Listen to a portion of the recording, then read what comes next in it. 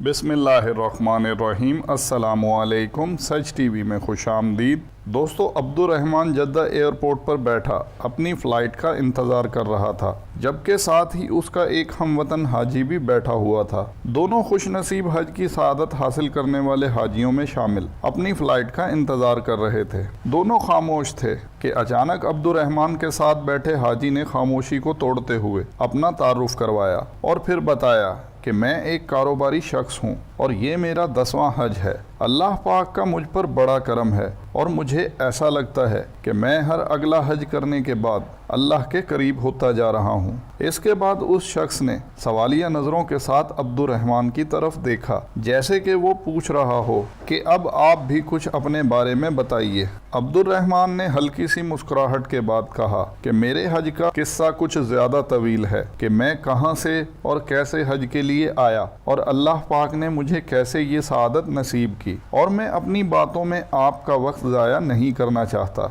उस कारोबारी शख्स ने, जिसका नाम अब्दुस्सलाम था, अब्दुर्रहमान को जवाब दिया कि हम यहाँ फ़्लाइट के इंतज़ार के अलावा कुछ नहीं कर रहे और यहाँ कोई दूसरी वक्त गुजारने की सरगर्मी भी मौजूद नहीं कि हमारा वक्त जल्दी कट जाए। तो ऐसे में हम एक दूसरे से बातें करके ही अच्छा वक्त गुजार सकते हैं। ये सुनना था कि अब्दुर्रहमान ख्यालों में खो गया और सोचने लगा कि अपनी कहानी को कहाँ से शुरू करूं। फिर अब्दुर्रहमान खामोशी तोड़ते हुए बोला कि भाई, मैं एक प्राइवेट हॉस्पिटल में फिजियोथेरापिस्ट का काम करता हूं और मैंने अपनी 30 साला नौकरी में से थोड़ा थोड़ा करके हज के लिए पैसे जमा किए थे। इसी साल जब हज के पैसे पूरे हो गए, मैं बैंक से पैसे निकलवा कर हॉस्पिटल पहुंचा। मैंने देखा कि एक औरत जिसका बेटा एक खतरनाक हादसे में तकरीबन बिल्कुल माजूर हो चुका था, मगर पिछले 6 माह की मेरी सख्त मेहनत और देखभाल से वो किसी हद तक अस्पताल में रहते हुए सेहतयाब हो गया था,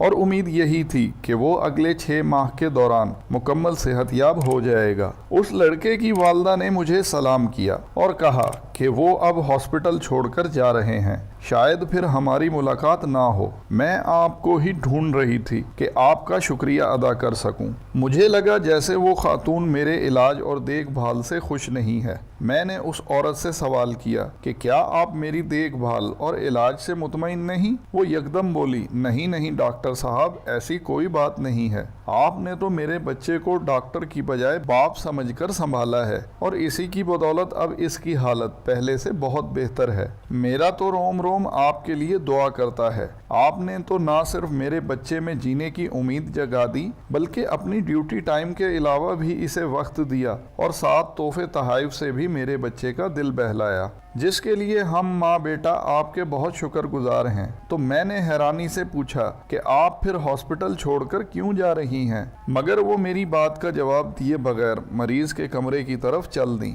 मैं वहां से सीधा रिसेप्शन पर गया और पूछा कि ये लोग अचानक हॉस्पिटल छोड़कर क्यों जा रहे हैं। रिसेप्शन से जवाब मिला, वो कमरा छोड़ नहीं रहे, बल्कि उनको कमरा खाली करने का नोटिस दिया गया है। लड़के के वालिद की नौकरी खत्म हो गई है, जिसकी वजह से वो हॉस्पिटल का बिल नहीं दे पा रहे हैं, लिहाजा उनको कमरा खाली करने का कहा गया है। मैं वहां से फौरन हॉस्पिटल के डायरेक्टर के कमरे में गया और उनसे कहा कि बराए मेहरबानी बच्चे के इलाज को जारी रखने की इजाज़त दी जाए। मेरी बात अभी पूरी नहीं हुई थी कि हॉस्पिटल के डायरेक्टर ने मुझे कहा कि अब्दुर्रहमान, ये एक प्राइवेट हॉस्पिटल है, चैरिटी करने वाला इदारा नहीं।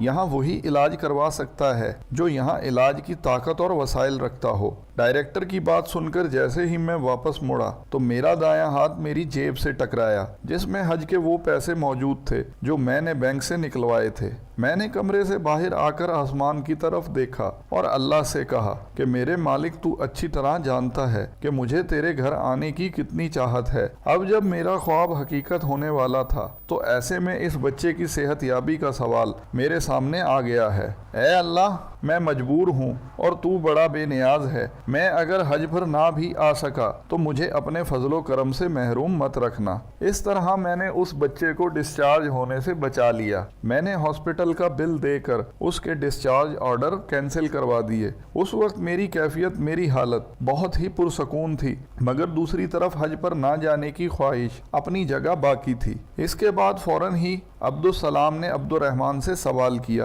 कि जब आपने अपने हज के پیسے وہاں دے دیے تو آپ حج پر کیسے آ گئے؟ عبد الرحمان نے جواب دیا، جب میں گھر آ گیا اور لیٹ گیا اس وقت حج کے مناسک کا ایک ایک منظر میری آنکھوں کے سامنے آ رہا تھا۔ میں نے کئی بار بیت اللہ کا خالی طواف کیا، کئی بار لبیک اللہم لبیک کہتے ہوئے مجمع میں اپنے آپ کو محسوس کیا اور جیسے میں اس آواز کا حصہ بن گیا۔ پتہ نہیں کب میری آنکھوں سے آنسو بہنا شروع ہو گئے اور میں بہتے آنسوؤں کے ساتھ ہی سو گیا۔ میں خواب میں دیکھتا ہوں کہ میں بیت اللہ کا طواف کر رہا ہوں اور وہاں موجود لوگ میرا نام لے لے کر میرے حج کی قبولیت کی بشارتیں دے رہے ہیں۔ اے عبد الرحمان، اللہ نے تیرا حج قبول کر لیا، تو نے زمین سے پہلے آسمان پر حج کیا ہے، تم ہمارے حج کی قبولیت کی بھی دعا کرو۔ ابھی میں یہ سب کچھ دیکھ رہا تھا کہ اچانک فون کی گھنٹی نے مجھے جگا دیا۔ فون پر ہاسپٹل کا مینیجر تھا جو یہ کہہ رہا تھا کہ ہاسپٹل کے مالک حج پر جا رہے ہیں۔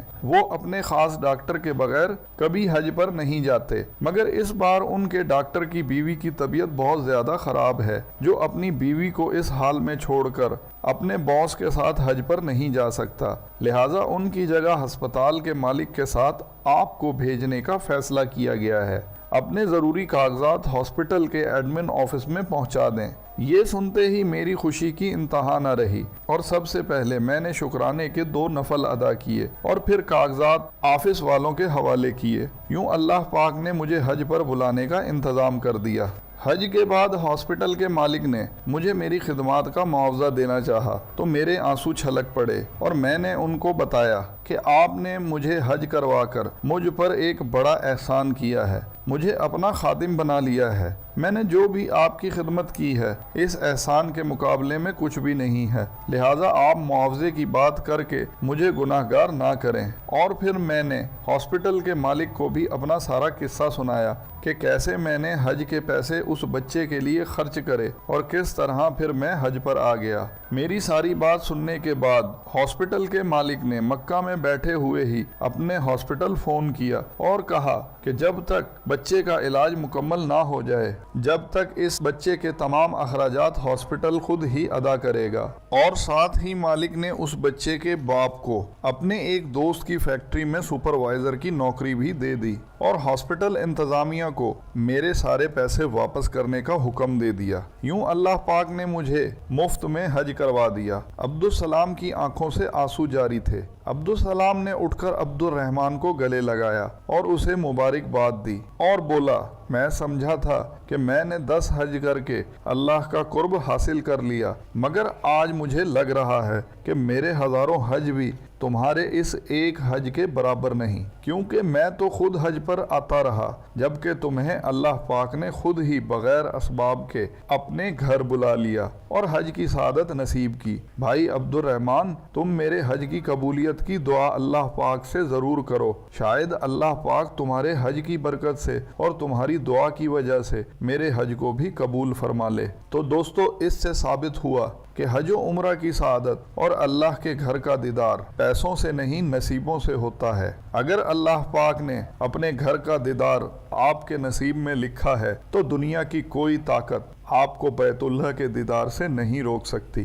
امید کرتے ہیں ویڈیو آپ کو پسند آئی ہوگی۔ اس ویڈیو کو اپنے دوست احباب کے ساتھ فیس بک، ٹویٹر، واٹس ایپ پر ضرور شیئر کریں۔ اپنا اور گرد و نواح کے لوگوں کا خیال رکھیے گا اور مستقبل میں مزید اپڈیٹس کے لیے چینل کو سبسکرائب کرنا مت بھولیے۔ ویڈیو کو لائک کیجیے، شیئر کیجیے اور کمنٹ سیکشن میں اپنی رائے کا اظہار ضرور کیجیے۔